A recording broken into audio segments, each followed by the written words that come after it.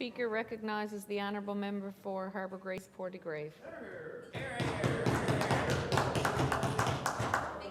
Thank you, Madam Speaker.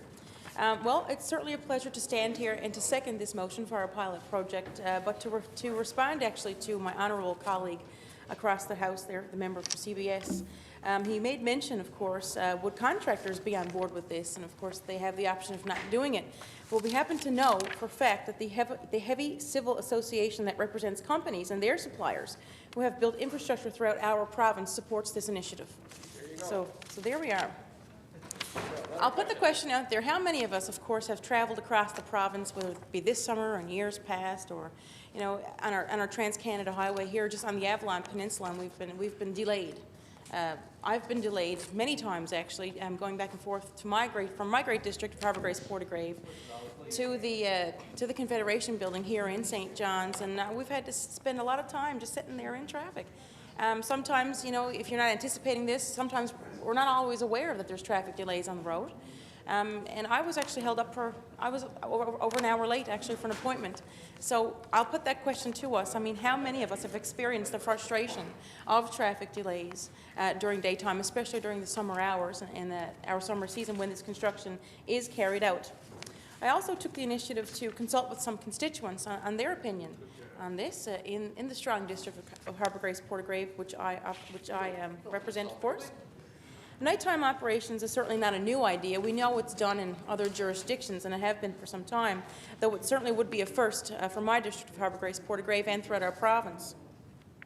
We've seen it in other areas, and the execution of the construction activity performed after regular business hours, after the evening commute, of course, when many people are trying to make their way homes after a long day, and after the daylight hours. We know for a fact that there certainly will be less traffic on the road, which could definitely increase the safety of these workers. There have been incidents where fatalities have certainly resulted, and we know this to happen just recently here in the St. John's area. So, of course, as a result, and this is due to speeding motorists looking to get home after their day at work and not adhering to posted reduced speed limits and other warnings. This also provides a benefit to the public as a whole, where construction activity would not delay commuters getting home after work. Summertime, as we know, can be hot. It has been rare in our province, but lately we've been experiencing some good hot weather in our province. And we have had some high temperatures over the past few years. Extreme heat can also have an impact on the health and the well-being of our construction workers, whether it's a flag person standing with little activity or an operator performing physical demanding tasks. Nighttime operations can address these potential health risks. Construction traffic itself will have increased flexibility in mobility at work sites and improve logistics in moving materials. Cost-saving results from efficiency improvements due to the reduction of logistic issues, public traffic, etc., should also be noted here.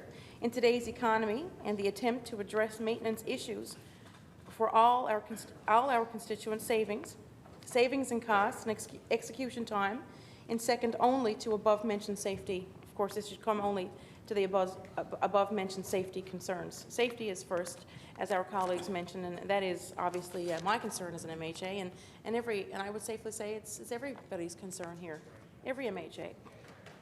Should an accident occur requiring medical assistance to be mobilized to the site, the reduced traffic at nighttime would allow an easy path for medics to reach the injured person.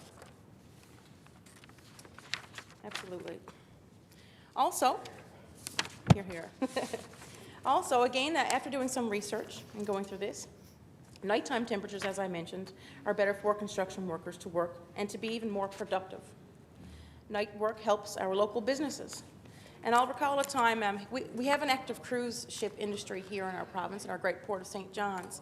And of course, due to the heavy construction carried out in our season, the summer season, businesses are shut down, of course, and this is a loss of revenue.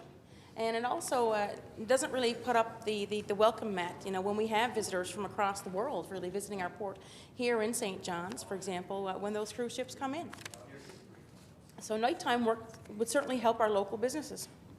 When construction work is being completed near a business, nighttime is best. Construction work can block off an entire section of a road and parking lots, affecting business profit. Nighttime work is certainly better when most businesses are closed. Fewer cars on the road means less traffic for the work zones. As well, a well-lit area is easier for drivers to see. And it has been proven in other jurisdictions that it works. It works in Nova Scotia, it's worked in Prince Edward Island, in parts of in Ontario, and of course around North America. Yes. So now in closing I will say, according to Bill Reichen, a paving application specialist, says in the equipment world, nighttime paving has been in practice in various parts of North America for over 30 years now. My colleague from Fogo Cape Reels is excited about this topic, I can see. Yes, but nighttime paving has been in practice in parts of North America for over 30 years now, so many decades. It is established, continually expanding, and certainly not going away. So I want to applaud our Department of Transportation and Works for introducing this pilot project in our province so we can first see the measure the outcomes. And our pilot project will allow for some real evidence gathering as to whether or not this will work for a long-term basis here in our jurisdiction of Newfoundland and Labrador. We all know, of course, the Trans-Labrador Highway could certainly benefit from this.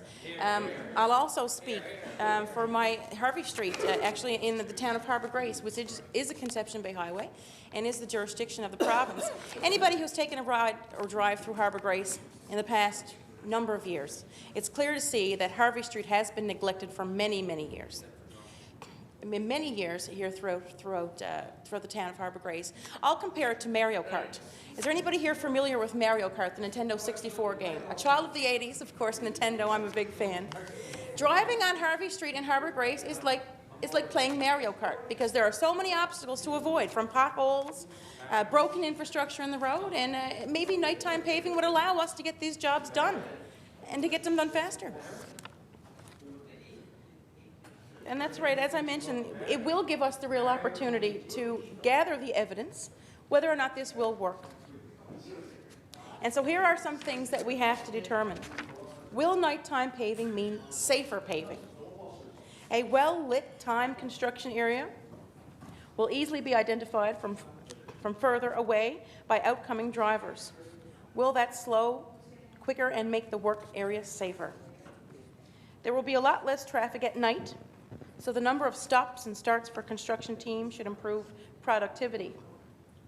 They will not have to stop everything every few minutes to allow the flow of traffic. And we can all attest to that.